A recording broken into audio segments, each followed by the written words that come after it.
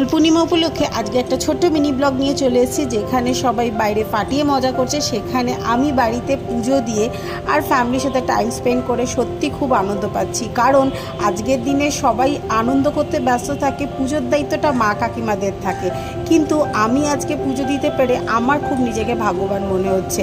আর এই দোল উপলক্ষে আমি নিজে এত রং মেখেছি, তার প্রত্যেকটা শর্টস আমার চ্যানেলে আছে, তোমরা দেখতে পারো।